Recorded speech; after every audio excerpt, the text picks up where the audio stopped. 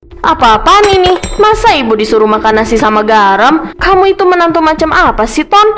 Masa beli mobil sanggup, tapi kasih makan mertua yang layak aja nggak bisa? Bu, tolong, cicilan mobil itu hampir 3 juta sebulan. Itu seluruh tabunganku selama setahun habis. Kalau ibu mau makan enak ya mobil itu jangan dipakai keliling-keliling terus. Bensinnya mahal, Bu. Loh, kok jadi nyalahin mobilnya? Itu kan udah tanggung jawab kamu sebagai laki-laki untuk cari uang lebih. Udah, Bu.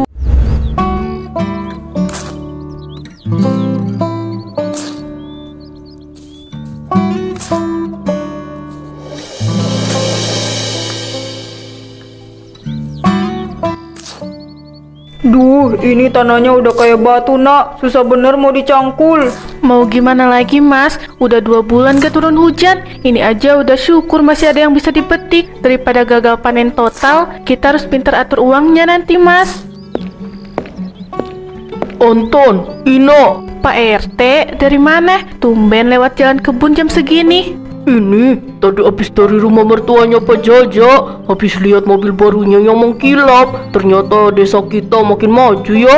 Banyak orang sukses. Oh, hebat juga ya. Tapi buat kami punya motor tua yang masih bisa jalan aja udah syukur, Pak. Alhamdulillah. Ya sudah, saya duluan ya. Mau buru-buru rapat.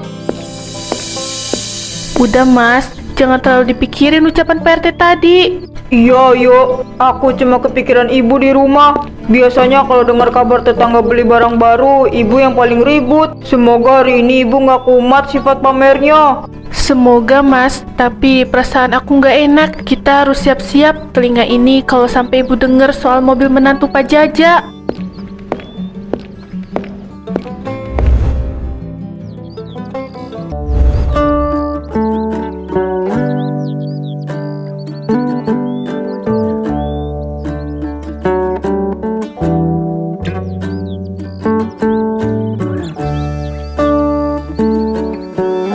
Kamu lihat ini, Jeng Salsa. Ini loh, menantuku yang di kota baru beli mobil Pajero. Mengkilap banget warnanya. Wah, beruntung kamu, Darmi. Menantunya perhatian. Kalau punya mobil begitu kan derajat keluarga jadi naik. Ya ampun, cuma begitu aja pamer. Di kota emang udah biasa kali pakai mobil begitu. Hahaha, iya, kasihan menantumu, Anton. Tiap hari kena debu terus. Masa ibunya cantik begini, tapi menantunya nggak sanggup beliin mobil? Permisi, Bu. Ini jagung dari kebun udah Ina bawain. Taruh aja di sana, Nak. Kamu dengar sendiri kan? Teman-teman ibu udah pada punya mobil dari menantunya. Kamu malah bawa jagung kering. Bikin malu aja. Udah, Jeng Salsa, kami pamit ya. Jangan terlalu dipikirin. Mungkin rezeki Anton emang baru sampai di jagung. Ayo, Bu Darmi. Ina, kamu lihat itu kan? Bu, sabar. Ibu tahu kan hasil panen kita lagi susah. Mas Anton udah kerja keras di kebun, Bu. Alasan, ini ibu udah ambil brosur di pasar tadi. Kamu suruh Anton beli mobil ini. Ibu mau kalau temen ibu kesini mobil ini udah di rumah. Tapi ini mahal banget, Bu. Uang dari mana? Cicilannya lebih besar dari hasil kebun kita sebulan. Pokoknya harus ada. Ibu mau tidur. Pusing kepala ibu lihat kemiskinan kalian. Ingat, Nak, bicara sama Anton sekarang.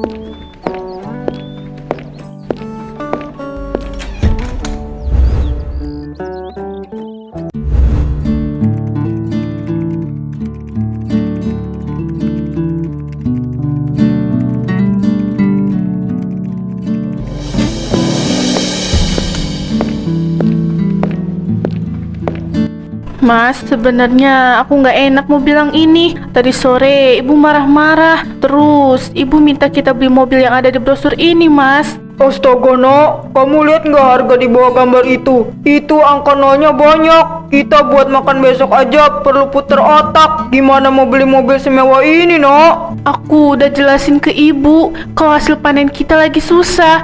Tapi ibu tetap keras kepala. Katanya dia malu sama Bu Darmi dan Bu Siti. Aku jadi serba salah, Mas. Ini logikanya nggak masuk, Nak. tabungan kita ini buat DP aja masih kurang, apalagi cicilannya. Per bulannya bisa habis jutaan. Sedangkan kebun kita lagi kering. Kita mau makan apa? Makan ban mobil. Aku tahu mas, tapi ibu tadi bilang lebih baik dia mati aja. Kalau terus dihina tetangga, aku nggak mau jadi anak durhaka mas. Tapi aku juga kasihan sama kamu. Ya Allah, nasib punya menantu gak berguna. Malu aku punya anak menantu miskin. Lebih baik aku mati aja. Kalau besok harus ketemu orang-orang pengajian lagi. Ya Tuhan, udah mulai lagi dramanya. Setiap malam begini terus nak. Kepalaku rasanya mau pecah. Aku gak mau kamu terus-terusan disalahin sama ibu. Mas, maafin ibu ya. Tapi kalau kita nggak turutin, ibu nggak akan berhenti begini. Apa nggak ada jalan lain? Pinjem bank atau gimana? Kalau aku nekat ambil kredit ini, kita bakal hidup menderita bertahun-tahun nak. Tapi kalau nggak ngambil, rumah ini nggak akan pernah tenang. Besok pagi kita coba ke kota. Kita tanya-tanya dulu ke dealer. Semoga aja ada keajaiban. Bener mas, kamu mau usahain. Terima kasih ya mas. Aku harap ibu bisa seneng lagi setelah ini.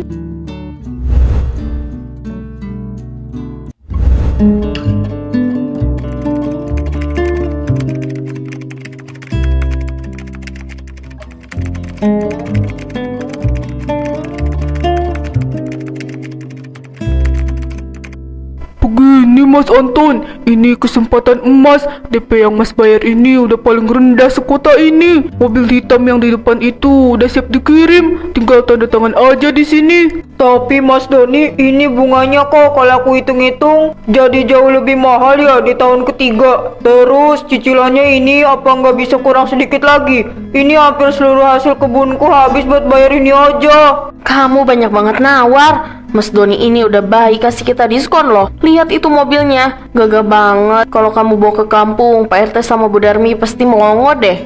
Betul kata ibu. Mas Anton jangan khawatir. Nanti kalau hasil kebun lagi banyak, bisa dicicil lebih cepat kok. Ini namanya sistem balon mas.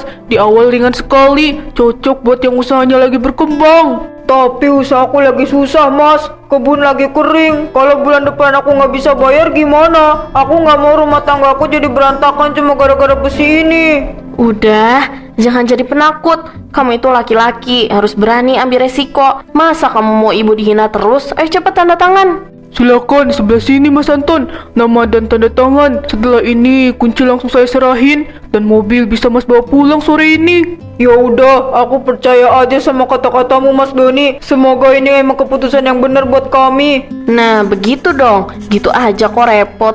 Cepet selesaiin administrasinya. Mas Doni, aku udah gak sabar mau duduk di kursi depan sambil lewat depan rumah si sombong Bu Darmi. Beres Bu, dokumennya saya proses sekarang. Mas Anton tunggu sebentar ya, saya siapin unitnya. Nanti Mas langsung setir sendiri ke desa ya.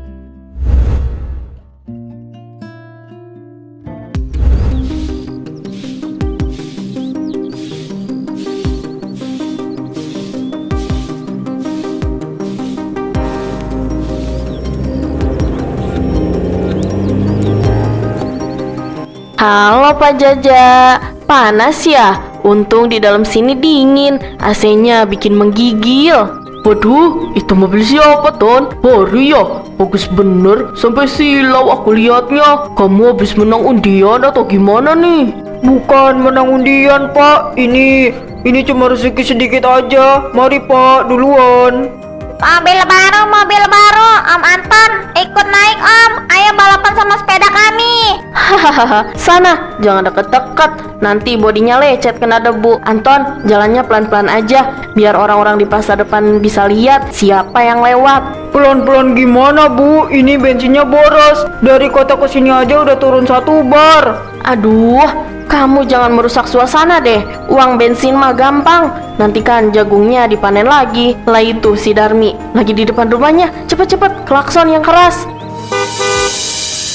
Udah ya Bu, aku malu sebenarnya. Rasanya semua orang memperhatikan kita bukan karena kagum, tapi karena heran kenapa kita senekat ini. Bener-bener nekat si Anton. Padahal kemarin ngeluh jagungnya gagal panen, sekarang malah bawa pulang mobil miliaran. Ah, rasanya seperti jadi ratu. Nak, kamu harus lihat nanti. Anton, cepet parkir di depan rumah. Pastikan miring sedikit biar bagian depannya kelihatan jelas dari jalan. Aku mau panggil tetangga buat lihat-lihat.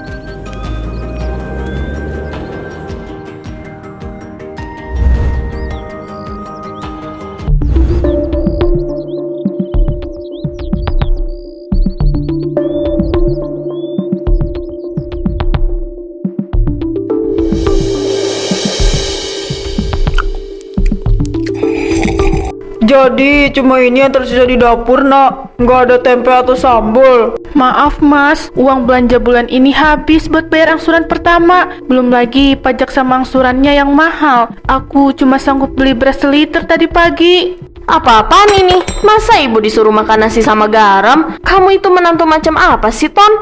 Masa beli mobil sanggup, tapi kasih makan mertua yang layak aja nggak bisa? Bu, tolong. Cicilan mobil itu hampir 3 juta sebulan. Itu seluruh tabunganku selama setahun habis. Kalau ibu mau makan enak ya mobil itu jangan dipakai keliling-keliling terus. Bensinnya mahal, Bu. Loh, kok jadi nyalahin mobilnya? Itu kan udah tanggung jawab kamu sebagai laki-laki untuk cari uang lebih. Udah bu, Mas Anton udah kerja keras di kebun sampai malam. Listrik juga belum dibayar. Besok mungkin dicabut kalau kita nggak ada uang. Aku bingung harus cari pinjaman kemana. Semua orang di desa tahu kita punya mobil mewah. Mereka pasti nggak mau kasih pinjem karena mereka ngira kita banyak uang. Pokoknya ibu gak mau tahu. Besok ibu ada undangan nikahan ke kecamatan sebelah. Mobilnya harus penuh bensin. Ibu mau pamer sama besan di sana. Urusan perut kalian pikirin sendiri deh. Mas, maafin aku ya. Gara-gara ibu aku, kamu jadi sengsara. Apa sebaiknya aku coba cari kerjaan sampingan di pasar? Gak perlu, Nak. Aku besok mau bawa jagung sisa ke pasar pakai motor tua. Semoga motornya gak rewel, karena cuma satu-satunya harapan kita buat dapat uang tunai cepet.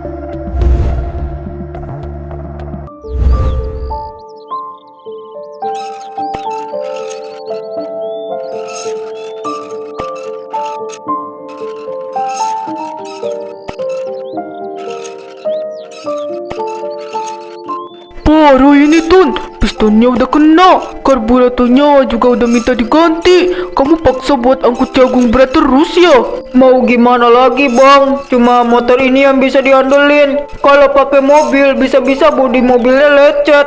Malah aku yang diamuk ibu mertua. Lucu kamu, Ton. Punya mobil miliaran di garasi, tapi motor butut begini malah dipakai kerja rodi. Ini biayanya lumayan loh, sekitar 500.000 kalau mau ganti alat yang bagus. 500.000, Bang?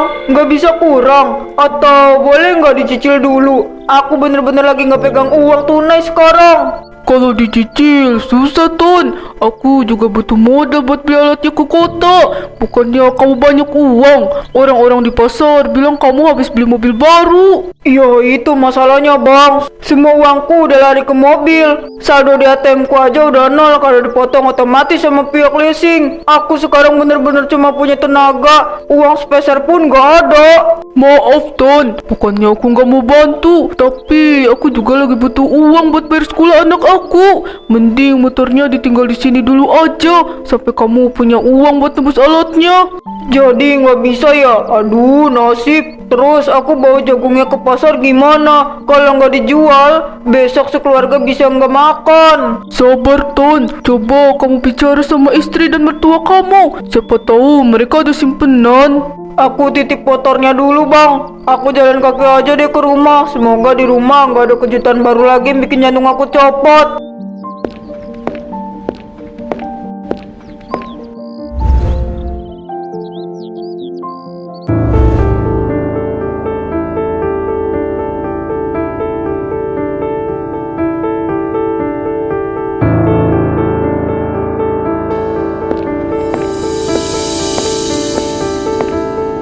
Akhirnya yang ditunggu datang juga. Mas Anton kan? Kami udah dari tadi nunggu, tapi istrimu bilang kamu lagi di bengkel. Iya, saya Anton. Ada apa ya, Pak? Kok sampai datang ke rumah? Bukannya cicilan saya udah dipotong otomatis dari rekening tadi pagi. Saldo kamu kosong, Mas. Jangan pura-pura nggak tahu. Bank menolak transaksi karena uangnya nggak cukup. Ini udah masuk bulan kedua kamu menunggak.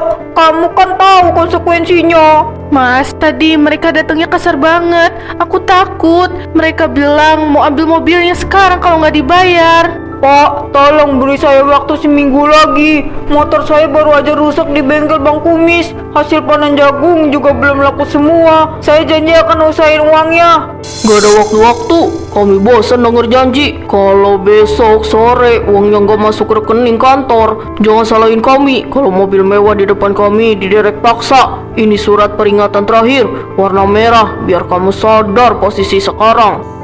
Jangan ribut-ribut di sini, malu dilihat tetangga. Anton, selesain urusanmu, jangan bikin ibu malu deh. Ibu, kok malah sembunyi? Mas, ini gimana?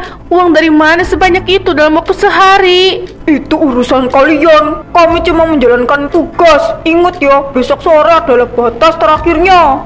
Baca baik-baik ya Anton, jangan sampai tetanggamu lihat drama gratis besok.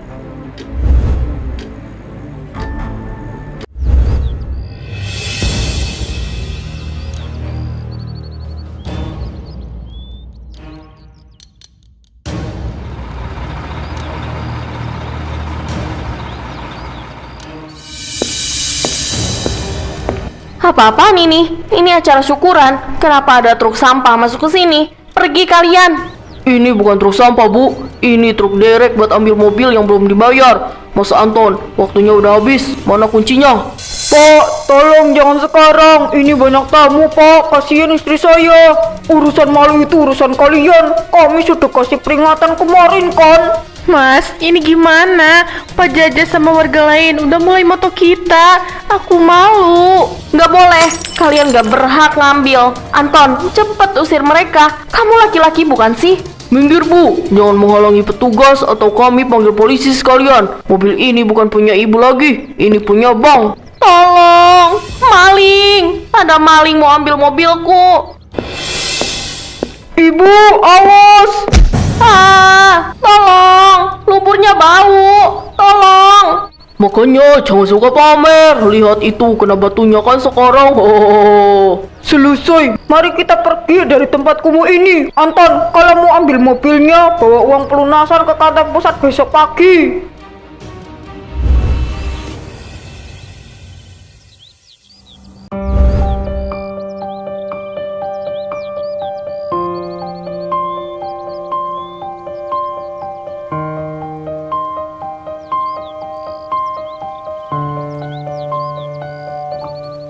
Udah Bu, berhenti nangisnya. Nanti sakit kalau terus-terusan begini. Mau taruh di mana muka ibu, Nak? Tadi ibu Darmi, Sarmi, Pak Jaja melihat jelas ibu jatuh ke got. Mereka pasti langsung ngetawain ibu di rumah mereka sekarang. Martabat yang mana lagi, Bu? Martabat yang dibangun dari utang itu bukan martabat namanya, tapi beban. Aku udah bilang dari awal, kita nggak sanggup beli mobil itu, tapi ibu nggak mau denger. Kamu nyalahin ibu. Kamu itu menantu, harusnya bisa melindungi mertua. Aku diam karena emang kita salah, Bu. Kita nggak bayar hak mereka. Kita harus bereskan ini semua agar nggak dipenjara. Mas, kalau bibit jagung dijual, nanti kita nanam apa bulan depan? Itu harapan terakhir kita buat bangkit, Mas. Aku tahu, Nak, tapi ini harga yang harus kita bayar buat kebebasan kita. Aku nggak mau hidup dikejar orang lagi. Ibu nggak tahu kalau bakal jadi begini, Ton. Ibu cuma mau kelihatan punya aja di depan teman-teman ibu. Ternyata mereka semua jahat. Gak ada satupun yang menolong pas ibu jatuh tadi. Karena mereka cuma teman pamer, Bu, bukan teman sejati. Besok pagi aku harus ke pasar buat cari pembeli bibit jagung itu, Nak. Tolong bantu ibu masuk dan istirahat. Ayo, pelan-pelan. Mas, jangan lupa istirahat juga. Besok perjalanan ke pasar pasti melelahkan kalau cuma pakai sepeda tua.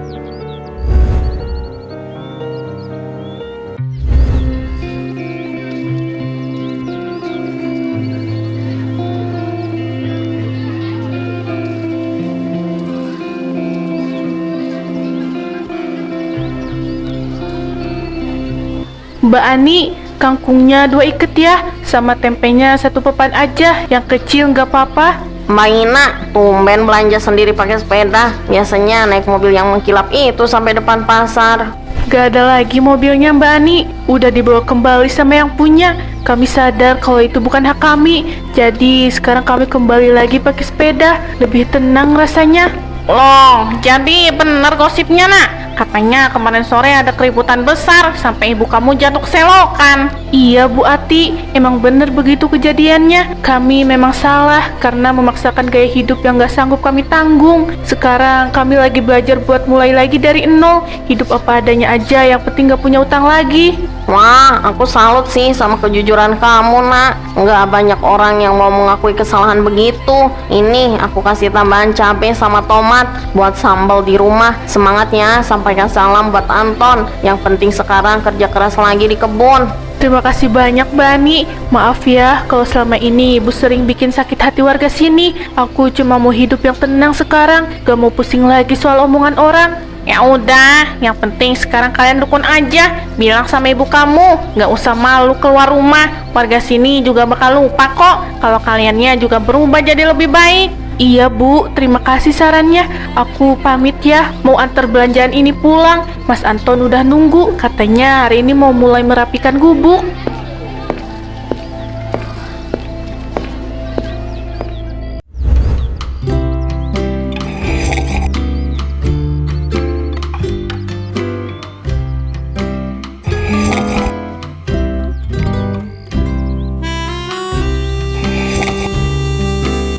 Nah, akhirnya selesai juga sebelah sana. Kalau hujannya stabil begini, bulan depan kita udah bisa panen besar, nak. Rasanya tenang sekali lihat kebun hijau lagi. Amin Mas, ini kopinya diminum dulu. Aku tadi juga bawain pisang rebus. Syukur ya, kita nggak perlu pusing mikir cicilan lagi setiap kali lihat tanaman tumbuh. Ton, ibu mau minta maaf ya kalau ibu keras kepala minta mobil waktu itu. Mungkin tabungan kamu masih utuh sekarang. Ibu baru sadar duduk di gubuk begini sambil makan pisang rebus ternyata jauh lebih tenang daripada duduk di mobil mewah. Tapi jantung mau copot karena dikejar penagih hutang. Udah Bu, jangan dibahas. Yang penting sekarang ibu udah sehat dan mau bantu-bantu di sini. Aku udah ikhlas. Anggap aja kemarin itu biaya sekolah buat kita semua supaya lebih pintar menghargai uang. Iya Bu, kemarin pas di pasar orang-orang juga udah nggak sinis lagi sama kita. Betul nak, kita emang gak punya mobil buat dipamerin. Bener Ton, sekarang lebih bangga bawa jagung hasil keringat menantu sendiri. Nah begitu dong, itu baru ibunya Ina yang hebat. Ayo kita pulang pakai motor tua aja ya. Meskipun suaranya berisik, tapi ini udah lunas diperbaiki bang kumis kemarin. Pelan aja, yang penting selamat sampai rumah.